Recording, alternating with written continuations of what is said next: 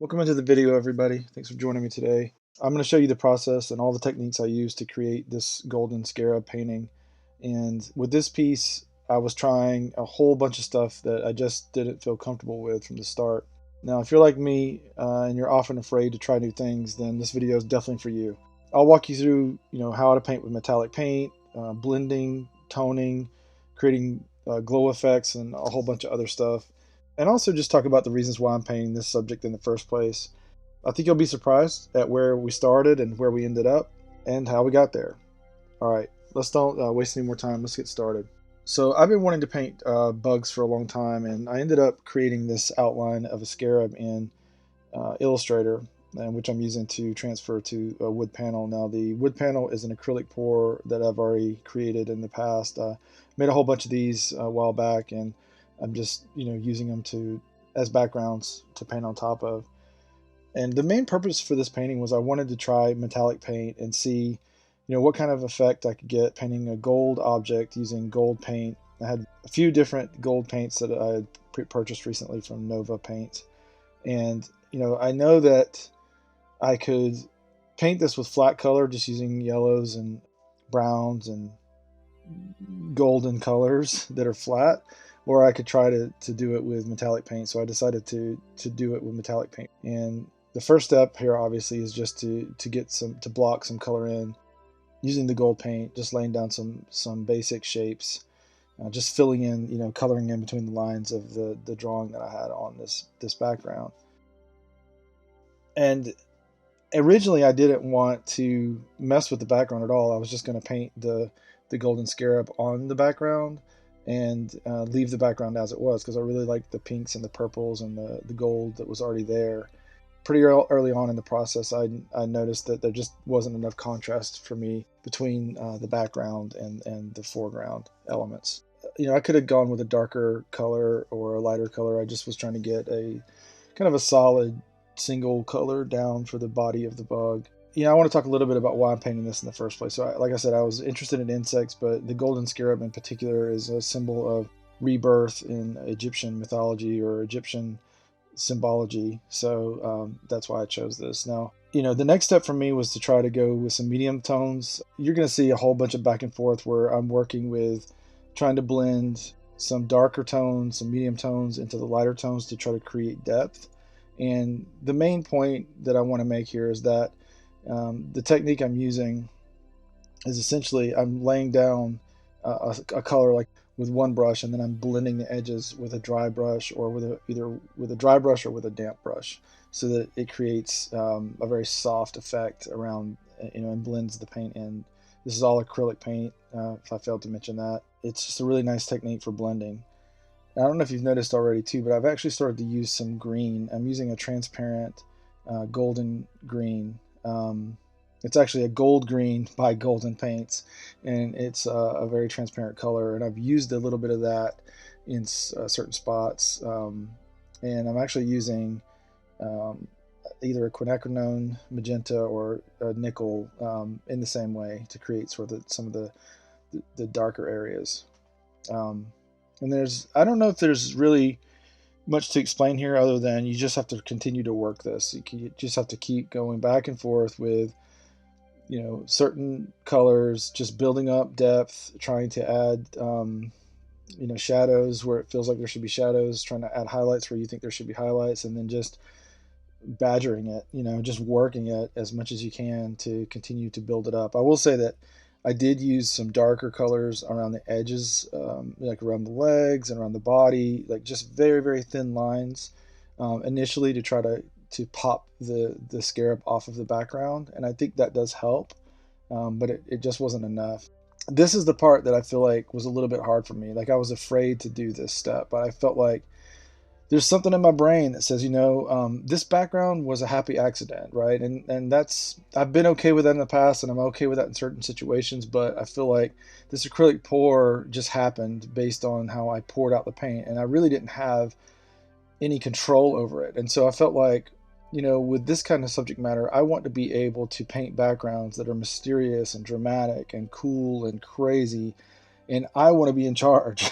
Like I want to be the one putting the marks where they go, and trying to, um, just master that aspect of this type of painting. And so I went for it. I just decided, I'm going to just paint this background. I'm going to just create whatever elements organically I feel like work for this situation. And the really cool thing was that I ended up creating this glow effect that you'll see in the end, that is really possible because the background initially, the pink background, was so much lighter than where it ended up, and I basically was able to leave little edges of that pink original background. Maybe some of this white that I'm adding in kind of helped that effect too, but just leaving that little edge there created this really cool glow effect that you'll see later. And I think that'll be super useful for me in the future, as I, if I ever need to use that technique again.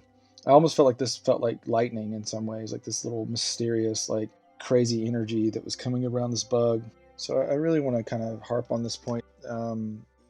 These things are not easy for me. I struggle with this stuff. I think almost all artists do. I think in the back of my mind, I know that I'm going to tone this whole thing darker. And I think that I understand that that's going to pull all these elements together and it's going to help it look better. But in the moment, it's really easy to get hung up on each individual brushstroke and just worrying about making it perfect or making it interesting, or does it look stupid, and does it look like veins or does it look like trees? And just, I think for me personally, I have to fight through that stuff. I have to just accept that this is a learning process and that it's going to be good in the end. And even if it isn't, I've said it before, it's fine. It's not that big of a deal. I can only learn and get better if I just kind of go boldly into these things and just give it a try. So the whole point is, this whole section here took forever, and I went back and forth. I just went back and forth with adding pink and adding purple and adding white and painting over things and covering things up and just struggling and even regretting, right? Like that I had gone this far and thinking that, maybe I should have left it the way it was. And then that's that thing, right? Where it's like, well, am I making a finished piece? Am I making a pretty picture? Or am I learning? And the answer is kind of both. But you have to sacrifice one for the other. I feel like, in this case, I have to not worry about the end goal, not worry about the result, not focus on trying to make something perfect and being afraid to mess up, right? And just trust, just give a little bit of trust that it's all going to come together. And if it doesn't, that's okay too. I know I'm repeating myself, but that's kind of the point. And I want you guys to see it. I want you guys to be able to see how we got to where we got, why things are the way they are, how they ended up in the end, how they can change over time as you continue to work through these things. So here I am. This is the first pass at a tone, a glaze. So I think I have mixed up some glazing medium and a little bit of water and like a magenta, a transparent magenta, and I'm just starting to take a pass at this background, covering it all up with this transparent wash. Again, there's more glazing medium in here than there is water, so it's not too much water, because you don't want this to flake off. I could already tell again that this was better, but it wasn't quite what I was going to end up with. So I'm already thinking in my mind, okay, we're probably going to go darker with this. I'm probably going to do either another pass of magenta or maybe some purple. Here I think I'm testing like quinacridone nickel or something, like just trying to see how it looks. Yeah, this is another tone with purple, and I'm kind of just going for it at this point. I'm like, you know what, we've gone there. We've already covered the background up, and we're going to do this thing. So and I did like some things here. I liked how much I liked the way the purple was playing off of the gold, like the complementary colors, and I liked some of the edges, like I said, that were kind of peeking around the background of the edge of the scarab was starting to glow a little bit, and I was really kind of digging that effect. So that's a happy accident that that you can amplify, right? So like I saw what was happening with some of these edges, and I felt like, okay, that's definitely something I want to play up, and I want to keep enhancing that. So it's hard to see probably what's going on here, but I'm basically just going back and forth with the toning technique, with some transparent colors like this pink, and with some gold too, and just kind of trying to continue to build depth and interest, and make this whole thing come together. And I think also around this point, I decided, I'm going to try and put some symbols around this thing, because I like the way it was sort of centered, and it was just a simple image, and the focus was on the scarab. But again, I'm trying to learn. I'm trying to get better at this kind of thing. And I said, you know what? I want to darken this background even more, and I want to start to. I want to put some. I want to play with depth a little bit, and with like planes, and I want to put some more Egyptian symbols like on the painting around the scarab. So for that to happen and for those to pop off, I really needed the background to be even darker. And so yeah, I just went for it. And again, I don't know if this is a mixture of purple, transparent purple and magenta or what, but I'm just mixing up paints that I feel like will do the job, and testing them out. And again, not worrying about making a mistake or having something go wrong, just going for it.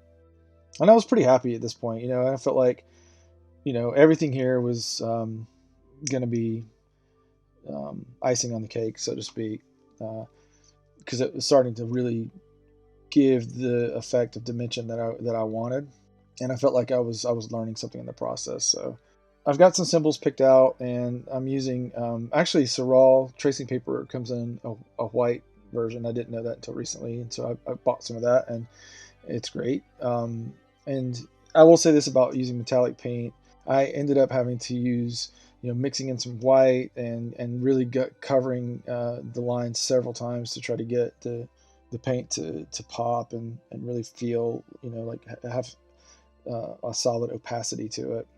But I got several symbols here, and they're all Egyptian, basic, commonly seen Egyptian, I guess, hieroglyphics, or at least um, stylized to look like hieroglyphics. And each of these symbols mean something to me. And I like painting things that have meaning, if that makes any sense. No, I think it's completely valid to paint anything, right, or draw anything, like any scene, anything that you may just draw from real life, etc. But I also like, for me personally, when things have a deeper meaning to them, or connect with me in some way. And so I picked a bunch of symbols here that tell a story for myself, and it holds my attention more. I don't know if that makes any sense at all, but I just feel like I get more energized and more interested in what I'm doing, and I think I work harder. I think I work harder to try to make it even better than it would be otherwise.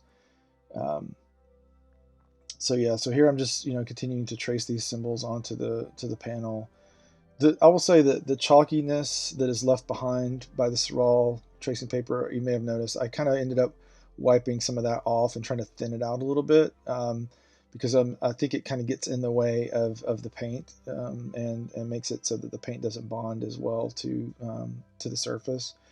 Um, and I will say, I feel like I struggled a little bit with these falcons, for whatever reason. I think in my brain I had envisioned that these things were going to be really solid and chunky and feel like they were kind of stamped onto the panel, and I think they're okay, but they were not as easy to apply as I thought they would be. And I like to stick a little humor or a little secret into my piece, and I don't know if it even looks like it, but on the left, you get this falcon with this like regal pharaoh, crown, whatever they're called, and then on the right, I was just like, I'm gonna put a baseball cap on this guy.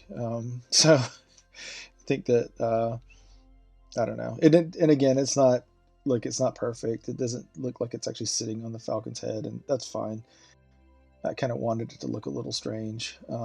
Anyways, again, things that have meaning to me, things that I think are interesting. Um, Generally speaking, like I said, this whole thing was about perseverance and rebirth, and sort of a bigger picture connectivity of all things, like all that good stuff. So I hope I've talked about all the techniques that I said I was going to talk about. It's hard for me to remember. I probably should start writing a script for these things.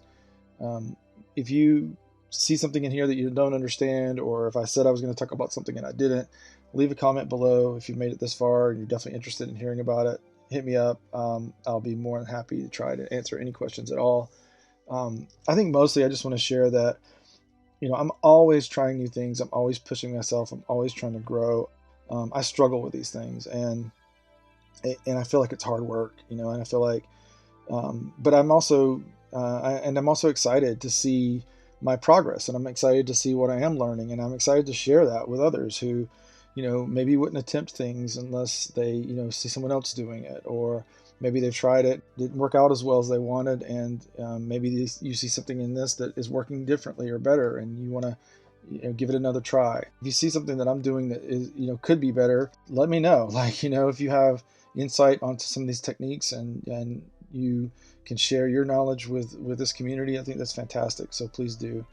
I was going to sign this in the hat. I actually tried to sign it in the hat, and it just didn't look good to me, so I ended up just signing it straightforward in the bottom right corner. I wanted to show that there's a few other steps that I go through typically. This is an isolation coat, which seals in the paint and protects it from, like, if you put varnish on it and then that varnish yellows over time, this isolation coat will keep the paint separate from that layer of varnish, and, you know, it can be restored if that were to be a thing that was needed. This is a gloss varnish that I'm putting on at the very end, and I typically don't use varnish, gloss varnish. I usually use satin, but in this case I felt like I wanted it to be shiny, and so, you know, this is where we ended up. Let me know what you think. Thanks for watching. I appreciate it, and I appreciate y'all coming along this journey with me. Peace.